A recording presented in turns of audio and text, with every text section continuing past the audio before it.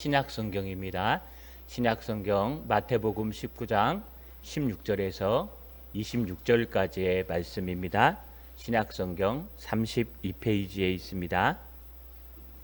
어떤 사람이 주께 와서 이르되 선생님이여 내가 무슨 선한 일을 하여야 영생을 얻으리이까? 예수께서 이르시되 어찌하여 선한 일을 내게 묻느냐? 선한 이는 오직 한 분이시니라. 내가 생명에 들어가려면 계명을 지키라. 이르되 어느 계명이뇨니까? 예수께서 이르시되 살인하지 말라, 간음하지 말라, 도둑질하지 말라, 거짓 증거하지 말라, 내 부모를 공경하라, 내 이웃을 내 자신과 같이 사랑하라 하신 것이니라. 그 청년이 이르되 이 모든 것을 내가 지켰사온데 아직도 무엇이 부족하니이까? 예수께서 이르시되 내가 온전하고자 할진대 가서 제 소유를 팔아 가난한 자들에게 주라. 그리하면 하늘에서 보화가 내게 있으리라.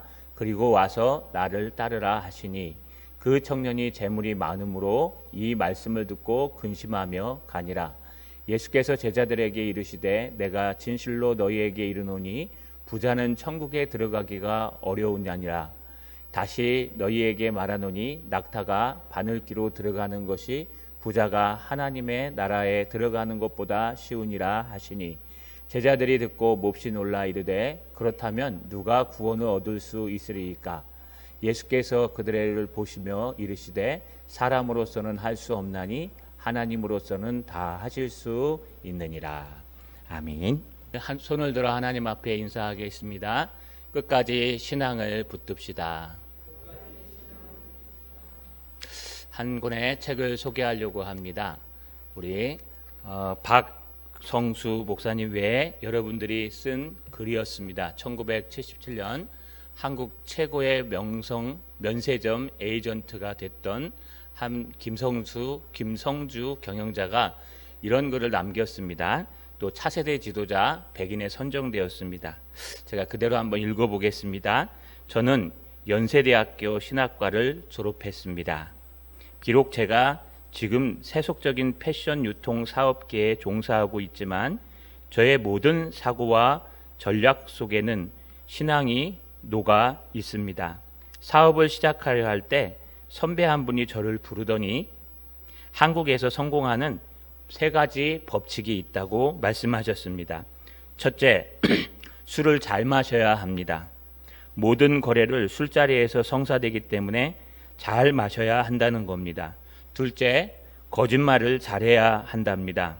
모든 것은 다 정직하게 얘기해서는 되지 않는다고 합니다. 셋째, 흰 봉투를 잘 받쳐야 합니다. 왜냐하면 뇌물을 주어야 한다는 말입니다. 그러나 저에게는 3가지 모두 다 할 수가 없었습니다. 비록 여자지만, 비록 경험도 많지 않지만, 비록 능력도 부족하지만 하나님께서 도와주신다면 분명히 정직한 손으로도 사업을 일으킬 수 있는 사례를 만들어 주실 거야 하면서 날마다 기도했다고 합니다. 하지만 현실은 똑같지 않았습니다. 현실은 면세점이 잘 팔리는 그런 브랜드임에도 불구하고 퇴출당했습니다. 왜냐하면 뇌물을 바치지 않았기 때문에 그렇습니다. 또 그 면세점이요 더 이상 일을 할 수 없도록 만들었습니다. 왜냐하면요 영업을 잘 하지 못해서 그렇습니다. 선배가 말한 것이 다 맞았다고 합니다. 그렇지만 이 경영자 김성주 경영자는요 끝까지 기도하며 하나님 앞에 내려놓았습니다. 그때 1997년도에 당당하게 한국 최고의 면세점 에이전트가 되었습니다. 뿐만 아니라요 여러분 한국 전체 면세점의 5분의 1에 해당되는 것을 차지했고 또 그해 포럼 차세대를 인도에 갈 지도자 100명 중에 한 사람으로 선택되었다고 합니다. 이렇게 선택된 배경에는요 앞에서 말한 술을 잘 마셔서 인간관계를 가진 것도 아니었고 또 거짓말을 잘해서 여러분 큰 스펙을 얘기한 것도 아니었고 또 흰 봉투를 잘 받쳐서 여러분 아부를 한 것도 아니었고 오직 그들이 이렇게 될 수밖에 없었던 것은 바로 투명성 신앙이었다고 합니다. 여러분, 이것이 나는 정직한 자의 형통을 믿는다라는 책에 기록되어 있습니다. 우리가 이 세상 사람들과 똑같이 살아가야지만 우리가 실패하고 성공하는 것이 아닙니다. 우리에게는요, 신앙일이라는 것이 있습니다. 그래서 하나님 앞에 신앙으로 바로 서고, 내가 비록 손해를 볼지라도 하나님 앞에 서 있다면 분명히 하나님께서 인도해 주신다고 말씀하십니다. 오늘 예수님께서 그 원리와 이야기를 합니다. 우리 모두 하나님 앞에 투명한 신앙, 하나님을 먼저 생각하는 신앙 가지시는 저 여러분 되시기를 주님의 이름으로 간절히 소망합니다. 예수님께서는요, 이제 갈릴리 사역, 가버나움 사역을 마치시고 유대 지경을 통해서 예루살렘으로 이동 중이셨습니다. 이 예루살렘 유대 지경을 지날 때에요, 여러분, 세 부류의 사람들이 예수님을 따랐습니다. 첫 번째 부류는요, 그냥 평범한 무리들이었습니다. 그저 치료를 받고 예수님이 궁금해서 따르는 사람들. 주님은 한 사람도 놔두지 않고 다 치료해 주셨습니다. 두 번째 부류 사람들은요, 예수님을 시험하려는 사람들이었습니다. 바로 바리새인과 서기관들이었습니다. 당시에 이혼이 어떻게 되는가 여러 가지 이슈들을 가지고 예수님을 시험해서 넘어뜨리려고 했던 사람들이었습니다. 세 번째 부류는요, 어린아이들이었습니다. 어떻게 해서든 좋은 랍비라고 생각하는 예수님으로부터 축복을 받고 안수기도를 받으려고 했던 사람들입니다. 이런 모든 사람들에게 주님은 안수해 주시고 어린아이가 내게 오는 것을 막지 말라고 하셨습니다. 그러면서 지금 계속해서 가버나움 사역을 마치고 유대 지경을 통해서 이제 본격적인 십자가를 지는 예루살렘의 여정을 걷고 계실 때 갑자기 한 청년이 예수님의 길을 막으셨습니다. 오늘 본문에 보니까 여러분 16절에 어떤 사람이 주께 와서 이르되 선생님이여, 내가 무슨 선한 일을 하여야 영생을 얻으리이까. 여기 원문에는 번역되지 않았지만 이 두라는 감탄사가 번역되어 있습니다. 이게 뭐라 하면요, 보라 이런 뜻이고요, 한국말로 얘기하면 갑자기 이런 뜻입니다. 하도 자주 등장해서 여기 번역은 하지 않았지만 갑자기 예수님이 걸어가는 그 길을 막고 이두 갑자기 한 청년이 등장한 겁니다. 근데 이 청년이 무엇을 물어봅니까? 여러분, 선생님이요, 내가 무슨 선한 일을 하면 영생을 얻겠습니까? 라고 예수님께 물어보았습니다. 여러분, 유대인들은 기본적으로 구원의 확신이 있습니다. 왜냐하면요, 난지 8일 만에 할례를 받았습니다. 그래서 아브라함의 혈통으로 태어났기 때문에 누구나 다 구원을 얻는다고 얘기합니다. 또 그들은요, 1년에 3번씩 여러분 예루살렘에 있는 하나님의 성전에 가서 절기를 지키고 있습니다. 그래서 구원을 얻는다고 말합니다. 또 예루살렘에 있는 시온산부터 회복이 일어난다고 얘기했기 때문에 구원을 틀림없이 얻을 수 있습니다. 그럼에도 불구하고 그들에게 추가적으로 하나 더 있었던 것은 율법을 다 지켜 행하면 축복을 받고 구원을 얻을 수 있다라고 하는 생각입니다.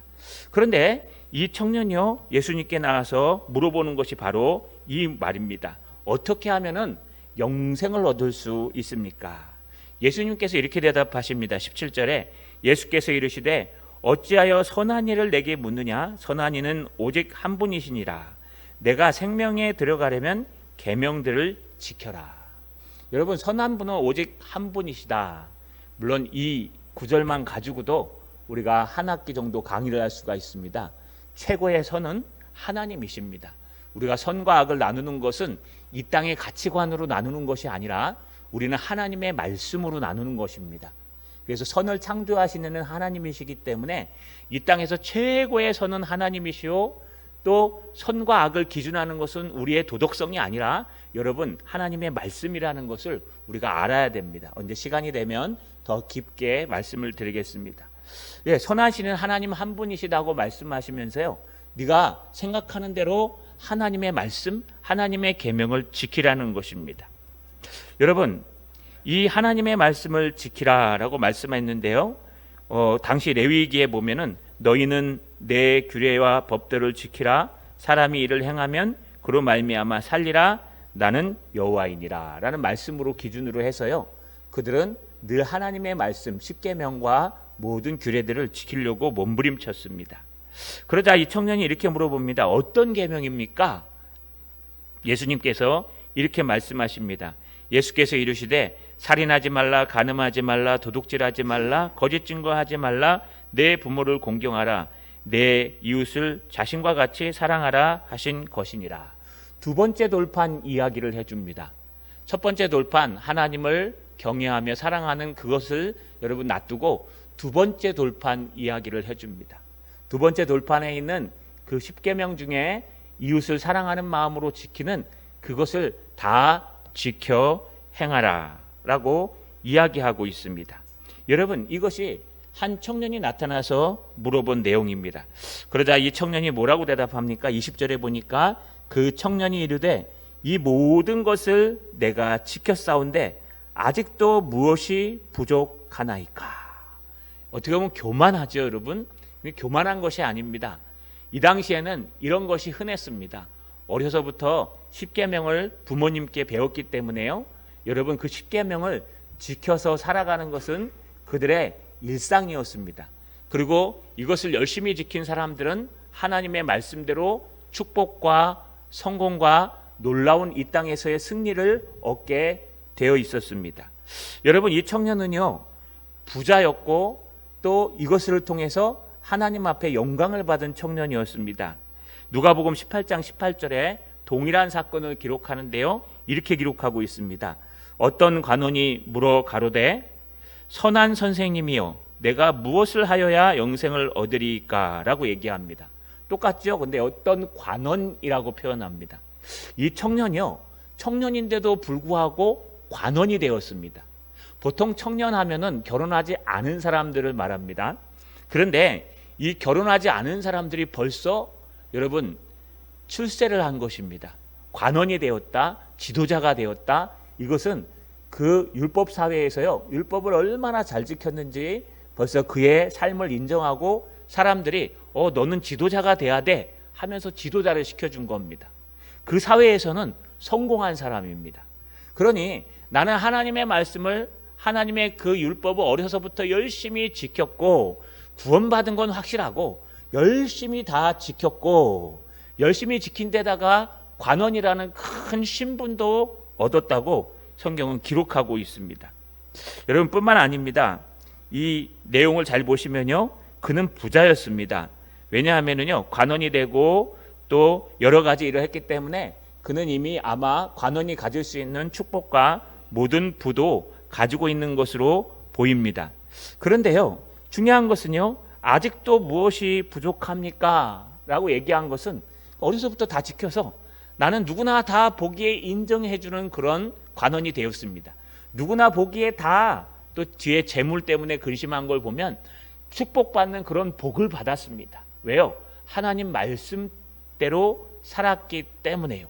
그러니 나는 구원의 확신도 있고 나는 하나님의 여러분 율법도 잘 지켰고 그 덕분에 명예도 얻었고 그 덕분에 여러분 물질도 많이 받았는데 나 같은 사람이 무엇을 더하면은 영생을 얻겠습니까? 가까워지겠습니까? 라고 하면서 물어보는 겁니다. 그때 예수님이 이렇게 말씀하십니다. 여러분 21절에 예수께서 이르시되 내가 온전하고자 할진대 가서 내 소유를 팔아 가난한 자들에게 주라. 그리하면 하늘에서 보화가 내게 있으리라. 그리고 와서 나를 따르라 하시니. 엄청나게 어려운 얘기죠. 여러분, 예수님께서요, 그래 네가 더 온전해지고자 할진대 내가 더 좋은 걸 가르쳐 줄게. 이 시험하는 얘기가 절대 아닙니다. 왜냐하면 마가복음 10장 21절 상반절에 보시면요, 똑같은 사건이 등장하는데 거기에 예수께서 그를 보시고 사랑하사 이르시되 이렇게 돼 있어요.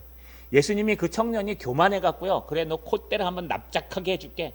아, 예수님 내가 뭐가 부족한데요? 나 어려서부터 부모님이 말씀해 주신 그 형제를 사랑하고 이웃을 사랑하고 도둑질하지 않고 탐내지 않고 이런 말씀들 열심히 읽었습니다. 난지 8일 만에 할례를 받아갖고 여러분 바리새인 중에 아브라함의 자손입니다. 또 절기마다 우리 아버님 어머님을 따라서 열심히 예배를 드렸습니다. 뿐만 아니라 시온산에서 축복이 온다는 확신도 있습니다. 그런데다 하나님의 율법을 따라 살았기 때문에 나는 이렇게 명예도 얻었고 이렇게 물질도 얻었고 나는 성공했습니다. 잘 풀렸습니다. 저 같은 사람이 뭘 좀 더 하면 되겠습니까? 라고 간절히 물어보는 그에게 예수님께서 시험하신 것이 아니에요. 예수님께서 그 형제가 너무 사랑스러워서 그래 정말 하나님 말씀대로 살려고 몸부림치는 그런 사람이구나, 청년이구나 싶어서요. 예수님께서 그 형제를 사랑하는 마음으로 보시며 그에게 말씀하시는 겁니다. 무엇을 말씀하시는 걸까요? 두 가지 큰 축복을 얘기합니다. 하나는요, 내가 온전하고자 할진대 가서 내 소유를 팔아 가난한 자들에게 주라. 그리하면 하늘에서 보화가 내게 있으리라. 이 땅에서 받은 그 보화보다 큰 보화가 있다. 너 지금까지도 잘했어. 너무 내가 보기에 사랑스러워. 열심히 살았고 말씀대로 살았고 몸부림치며 살았어. 그래서 너무 사랑스러워. 그런데 더 큰 보화가 있어. 네가 가지고 있는 보화는 이 땅에서밖에 소용이 없잖아. 네가 가지고 있는 보화는 기껏해야 앞으로 한 60년, 70년밖에 더 갔겠어? 여튼 이 당시에 뭐 60세에 죽었다고 치면은요, 여러분 뭐 기껏해야 이 청년이 한 30살 됐다고 치고 20에서 여러분 그러면 한 50년밖에 더 여한이 없지 않습니까? 돈 짊어지고 가겠습니까? 명예를 짊어지고 갑니까? 그렇지 않잖아요. 천국의 보화를 쌓아놓으면 영원합니다. 좀과 동록이 먹을 일이 없어요. 천국의 보화를 쌓아놓으면요 영원합니다. 빠져나갈 수가 없어요. 그러잖아요. 여러분 그 저축 통장이 어떻게 합니까? 들어올 때는 한 번 들어오는데 나갈 때는 많이 나가죠. 또 휴대폰에 연결돼 갖고 뭐 띵동 하면은 나갔습니다 그러잖아요. 큰 돈 나갈 때마다 가슴이 저리죠. 뭐 보험료 나가고 뭐 나가고 할 때마다 띵동 하면 탁 보면 몇십만 원 나가면 하면서 탁 우리 성도님들은 뭐 몇십만 원 정도야. 사업하시는 분들은 몇백만 원씩 결제하고 나면요 팍 하지 않습니까? 이렇게 나갈 때가 너무 많아요. 세금도 내야 되고 막 그러잖아요. 천국에는 세금 없습니다. 할렐루야.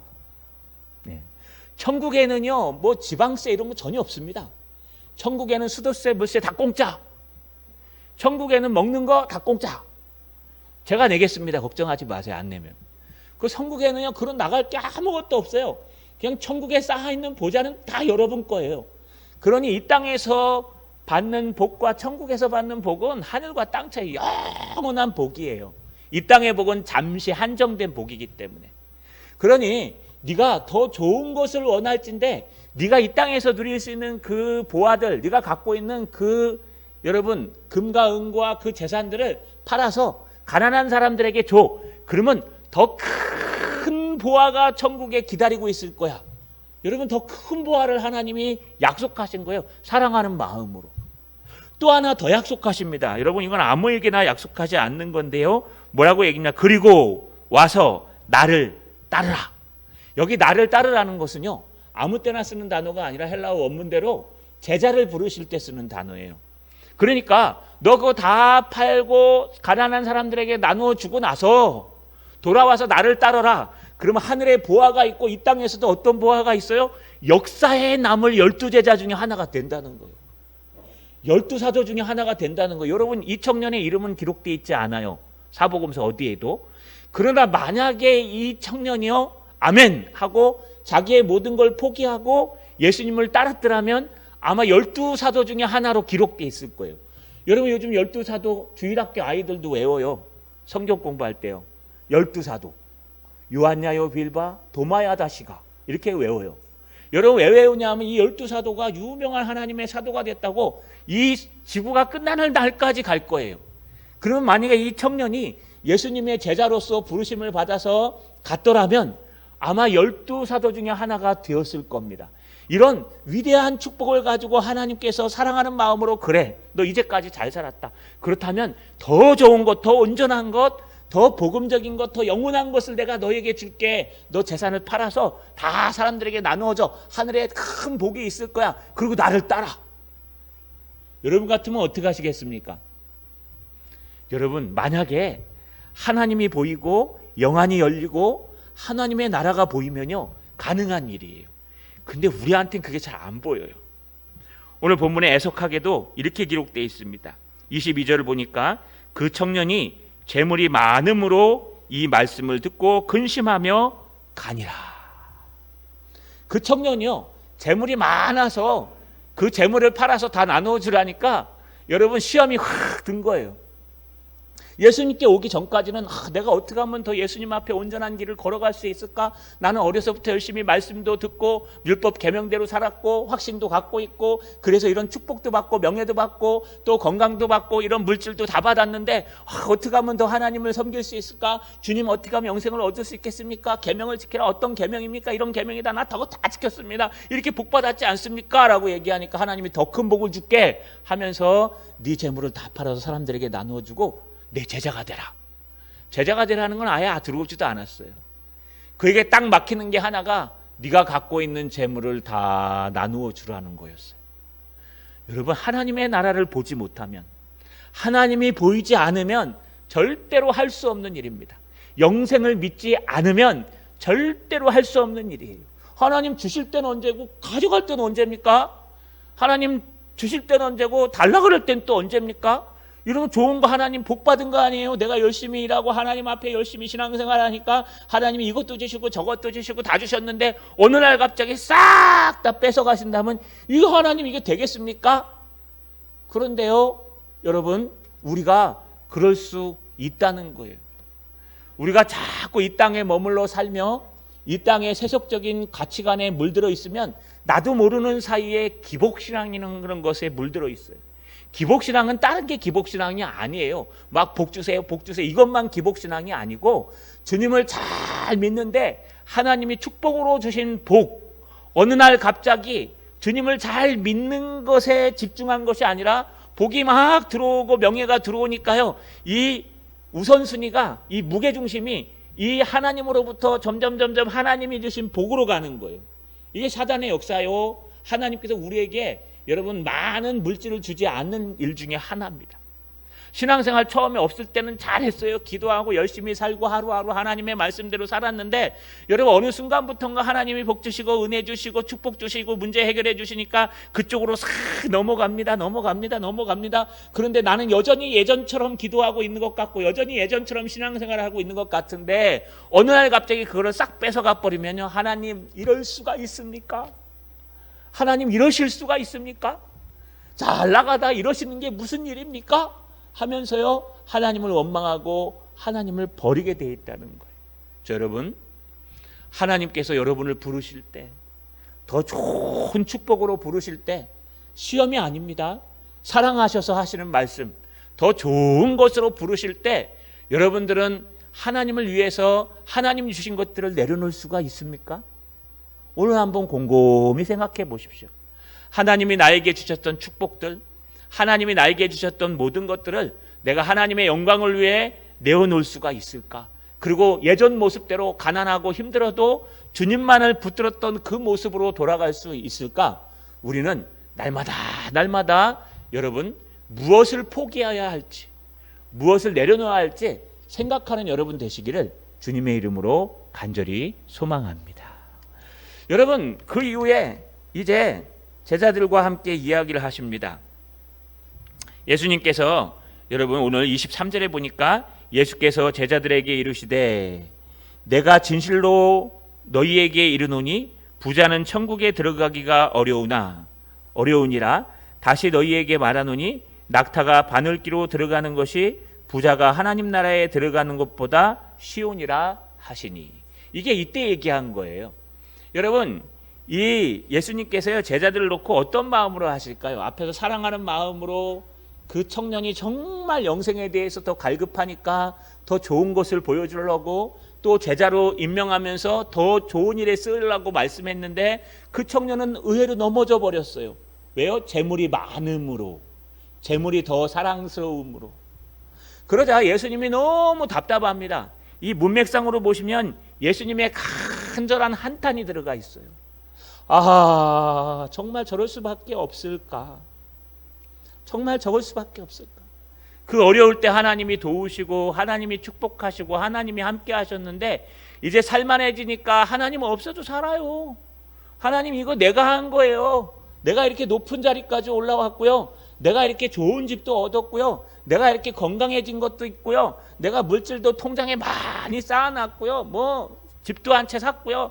뭐 한 채 정도겠습니까? 여러분 얼마나 하나님 앞에 복 받아서 이렇게 살았는데요. 그래서 그러면 더 좋은 거 줄게 했는데 그걸 달라고 하니까요. 그냥 내려놓은 거예요. 주님이 얼마나 가슴이 아플까요? 성경엔 기록되어 있지 않지만 이 본문 속에는요. 주님의 간절한 사랑이 녹아 있어요. 아픔과. 그러면서 이렇게 말씀하세요. 내가 진실로 너희에게 이르노니 부자가 천국에 들어가기가 얼마나 어려운지 낙타가 바늘기로 들어가는 것이 부자가 천국에 들어가는 것보다 쉬우니라. 이 말은 무슨 말이에요? 여러분 낙타는 크기가 얼마네요? 최소한 가로가 2m가 된답니다. 그 다음에 여러분 길이가 3m가 넘는답니다. 이 낙타예요. 그런데 바늘구멍은요 최소한 1mm, 그 다음에 또 많으면 1cm 정도 된다고 합니다. 뭐 성지순례 가면 어떤 분이 그런다네요. 예루살렘에 가면 바늘구멍이라는 바위가 있대요. 근데 그 바위가 너무 얇아가지고 사람도 지나가기가 어렵대요. 바로 그 바늘구멍이라는 것이 거기를 나타낸다 그러는데 그건 성경 원문을 못 본 사람들이 얘기하는 거예요. 성경 원문의 바늘구멍은 우리가 쓰는 바늘구멍 그거 맞아요. 그래서 여러분 낙타가 1mm 되는 바늘구멍에 들어갈 수 있어요? 여러분 낙타가 2m, 3m가 1mm 되는 바늘구멍 한 10cm라고 해줍시다. 10cm 되는 바늘구멍에 들어갈 수 있어요? 절대로 못 들어가죠. 예전에 이런 속담이 있었습니다. 아주 갑질할 때요. 여러분 낙타를 바늘구멍에 넣는 방법. 바늘구멍을 연다. 낙타를 밀어 넣는다. 바늘구멍을 뺀다 뒤에서. 그러면 열리는 거예요. 근데 우리 담임 목사님들은 어떻게 얘기한 줄 압니까? 옛날에 제가 부교육자 때 부목사 시킨다. 부목사 시키면 다 돼요. 저희 부목사님도 낙타 바늘구멍에 잘 넣어요. 여러분 이게 무슨 뜻이냐? 항상 이제 갑질할 때였는데 지금은 안 그렇습니다. 웃자고 하는 얘기입니다. 여러분 낙타는 절대 바늘구멍에 못 들어요. 그러면 부자들은 다 천국에 못 가는 거예요. 여러분 돈 때문에 부자들은 다 천국에 못 가요. 누가 부자입니까? 몰라요. 얼마 있는 게 부자인지 모르겠는데 부자들은 천국에 아무도 못 간다는 거예요. 사실입니까? 그렇지 않아요. 그런 의미에서 얘기한 게 아니에요. 주님이 너무 답답하니까 너무 사랑하는 형제가 돈 때문에 하나님을 놓치니까 그렇게 말씀하신 거예요. 성경에는요 부자가 바늘구멍에 들어간 사람 많아요. 삭개오 아시죠? 삭개오는 세리장이에요. 세리도 돈을 많이 벌었는데 세리장은요 엄청난 돈을 착복했어요. 그렇기 때문에 삭개오는 부자였습니다.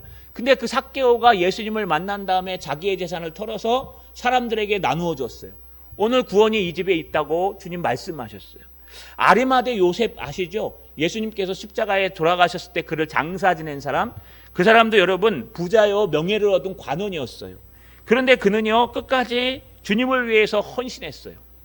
여기 부자가 천국에 가지 못한다는 것은 부자들은 싹 다 천국에 못 간다는 뜻이 아니에요. 여러분 여기에 두 가지 의미가 있는데 첫 번째 부자가 되면 천국에 가기가 어려워진다는 뜻이에요.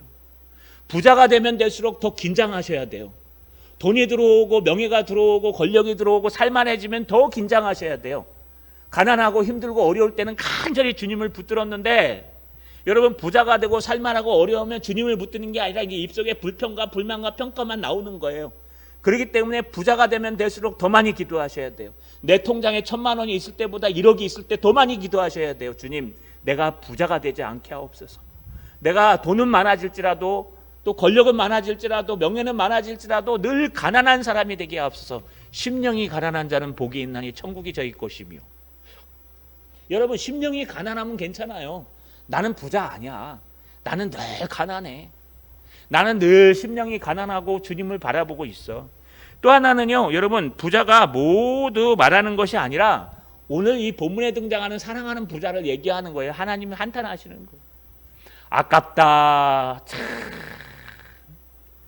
저것만 포기했더라면 저것만 포기하면 하늘의 보화가 팍 쌓여서 영원한 천국에 갈 텐데 저것만 포기했더라면 예수님의 12제자 안에 이름이 들어가갖고 그 이름이 여러분 이 지구가 끝나는 날까지 성경이 끝나는 날까지 있을 텐데 끝나는 날까지 그 이름이 전도되고 전파됐을 텐데 하나님이 주시는 더 큰 복을 누리라고 얘기했는데 그 복은 못 누리고 근심하며 돌아갔으니 주님께서 지금 한탄하고 계시는 거예요.